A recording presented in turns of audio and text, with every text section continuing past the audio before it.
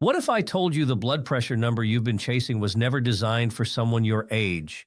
For decades, 120/80 has been presented as the gold standard. It's printed on pamphlets, repeated in commercials, and displayed on blood pressure machines in pharmacies across the country. Over time, it became more than a guideline. It became a badge of health. But here's the question very few people ask. Healthy for whom?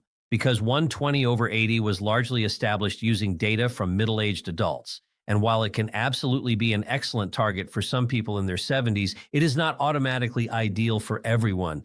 If you're over 70 and you've ever felt dizzy when standing, unusually fatigued after a medication adjustment, or worried about falling after your dosage was increased, you're not imagining things. What most people over 70 don't realize is that lowering blood pressure too much can sometimes increase certain risks, especially if it's done without considering how aging arteries and circulation actually behave. Now, let me be clear, this is not about ignoring high blood pressure. It's about understanding precision. Because by the end of this video, you'll understand how blood pressure goals may differ depending on whether you're active and robust, managing multiple conditions, or more vulnerable to falls. But to understand this properly, we first need to look at how blood vessels change after 60. Before we go further, let's place this conversation in proper context. Blood pressure guidelines are not random. They are built from large clinical trials involving thousands, sometimes hundreds of thousands, of participants. These studies help physicians understand general patterns. At what blood pressure levels do strokes increase? At what levels does heart failure become more likely? Where do we see the most benefit from treatment? But here's the important detail many people overlook. For decades, a significant portion of hypertension research focused on middle-aged adults, often in their 40s, 50s, and early 60s. Over time, recommendations evolved. For years, 140/90 was considered acceptable for many adults. More recently, some guidelines shifted toward 130/80 for broader populations after newer trials suggested cardiovascular benefit in certain groups. That shift created confusion, especially for older adults. Because guidelines are written for populations, they are not automatically personalized prescriptions. They tell us what reduces risk on average. They do not account for every 72-year-old with balance issues or every 80-year-old with stiff arteries and low diastolic pressure. Medicine evolves, but your treatment should evolve with your physiology. That means asking not just what is the guideline, but also what is appropriate for me given my age, symptoms, fall risk, and overall health. This is not about rejecting medical science. It's about applying it intelligently. And to do that, we need to understand something fundamental. So what actually changes in your cardiovascular system after 70? After 60, your cardiovascular system does not behave the same way it did at 45. And that's not a failure, it's physiology. There are three major shifts that occur as arteries age. First, arterial stiffening. When you're younger, your arteries are flexible. They expand easily with each heartbeat, absorbing pressure smoothly. Over time, those artery walls gradually stiffen. As a result, the top number, your systolic pressure, naturally rises. This is why isolated systolic hypertension becomes more common after 70. Second, widening pulse pressure. Pulse pressure is the difference between your systolic and diastolic numbers. As arteries stiffen, systolic often goes up, while diastolic may actually drop. That creates a wider gap between the two numbers. And this widening is extremely common in older adults. Third, reduced baroreceptor sensitivity. Baroreceptors are pressure sensors in your blood vessels that help regulate sudden changes when you stand up or shift position. With age, these sensors become less responsive. That means your body may not compensate as quickly when blood pressure drops suddenly. Now think about what happens if medication lowers pressure aggressively in this setting. If you treat a 75-year-old artery like a 45-year-old artery, you may miscalculate the risk. In real life, this can translate to lightheadedness when standing, fatigue that wasn't there before, a sense of unsteadiness, increased fall risk. And here's the important emotional shift. This isn't about weakness or not tolerating medication. It's about biology changing with age. Now here's where the real misunderstanding begins. For years, the message around blood pressure has been simple: lower is better. And in many cases, Lowering elevated blood pressure absolutely reduces the risk of stroke, heart attack, and kidney damage. But here's where nuance becomes critical, especially after 70. When blood pressure is lowered too aggressively in certain older adults, new risks can appear. One of the biggest concerns involves diastolic pressure, the bottom number. Diastolic pressure represents the pressure in your arteries when the heart relaxes between beats. Importantly, this is when the coronary arteries, the vessels that supply the heart muscle itself, receive much of their blood flow. If diastolic pressure consistently drops below about 60 millimeters of mercury, especially in someone with stiff arteries, coronary perfusion can become less optimal. That doesn't mean danger is guaranteed, but it means caution is warranted. There's also the issue of falls. When blood pressure is pushed too low, particularly in people with reduced baroreceptor sensitivity, standing up can lead to sudden drops. That dizziness may last only seconds, but seconds are enough to increase fall risk. And then there's the brain. What most people over 70 don't realize is that your brain depends on steady, not extreme, pressure. Too high over years increases stroke risk, but too low in a vulnerable individual can reduce adequate perfusion, especially if autoregulation is impaired. So let's be clear, this is not anti-treatment. This is pro-precision. Lower is not always better. Appropriate is better. The goal is stable circulation, symptom-free function, and reduced long-term risk, not simply achieving the lowest number possible. But we must be equally clear about the other side.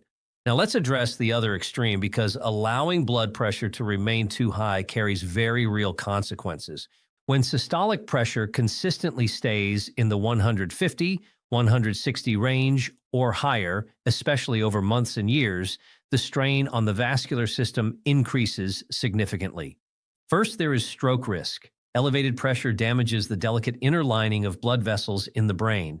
Over time, this increases the likelihood of both ischemic and hemorrhagic strokes. Second, there is heart failure risk.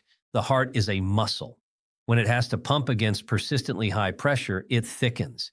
Initially, that thickening may seem compensatory, but eventually, it can reduce efficiency and contribute to heart failure.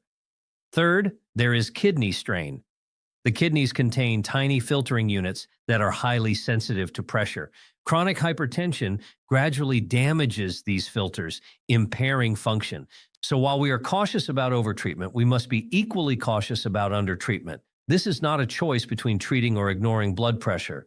It's about intelligent control. You are someone who wants clarity, not confusion. You are someone who wants thoughtful management, not neglect. The goal is to reduce long-term cardiovascular risk without increasing fall risk or compromising quality of life. And that brings us to the central question. So, what should your target actually be? Now let's bring this together in a structured, practical way. I'm going to walk you through 3 broad categories. These are not rigid rules, but they reflect how many clinicians think about blood pressure targets in adults over 70. And by the time we reach category 1, you'll understand why copying your neighbor's number can be dangerous. Category 3, the healthy, active 70-year-old.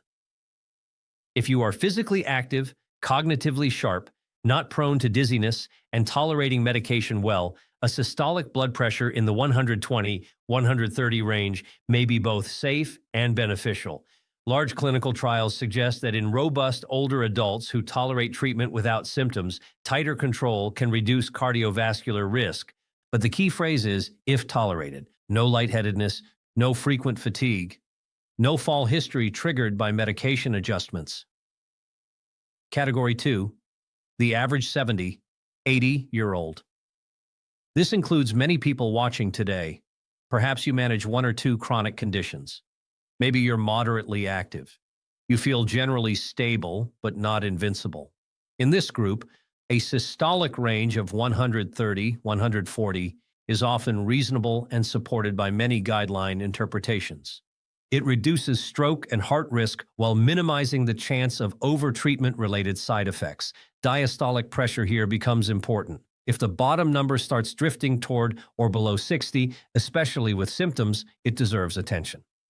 Category 1, frail, fall-prone, or multiple conditions. Now we arrive at the most misunderstood group.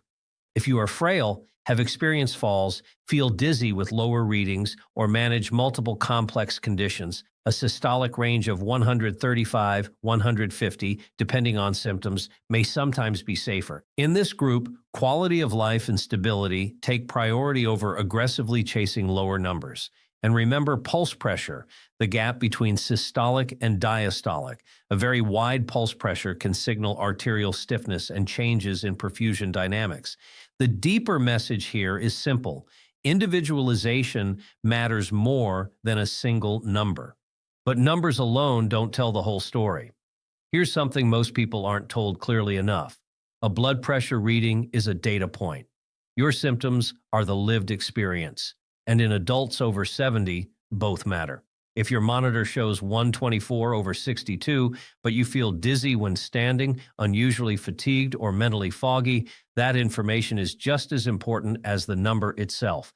Pay attention to dizziness or lightheadedness, especially when rising from a chair or bed, brain fog, or slowed thinking that appeared after medication adjustments. Persistent fatigue not explained by sleep falls or near falls swelling in the legs, which may signal fluid balance or heart strain issues. What most people over 70 don't realize is that treatment decisions are not made on numbers alone, they are made on patterns. That's why I strongly encourage simple journaling. Write down your blood pressure reading, the time of day, how you felt over 2 to 3 weeks.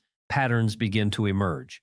You may notice that lower readings correlate with symptoms or that higher readings occur when you're stressed or sleep deprived. Symptoms plus numbers guide intelligent decisions. Let me share a real-world example. Let me illustrate this with two individuals, both 72 years old. Case A is physically active. He walks daily, does light resistance training, has no history of falls, and reports no dizziness. His blood pressure averages 125/70 on medication. He feels clear-headed, energetic, and stable. For him, that number works. It reduces long-term cardiovascular risk without producing symptoms. His physiology tolerates it well. Now consider case B. She is also 72, but more frail. She has a history of falls and takes multiple medications. When her systolic was lowered to 122, she began feeling lightheaded when standing. She described increased fatigue and subtle cognitive fog. After careful discussion with her physician, her target was adjusted. Her systolic stabilized around 138. The dizziness resolved. Her mental clarity improved. She felt steadier walking. Same age, very different physiology. This is why personalization matters. What most people over 70 don't realize is that age alone does not determine your ideal number.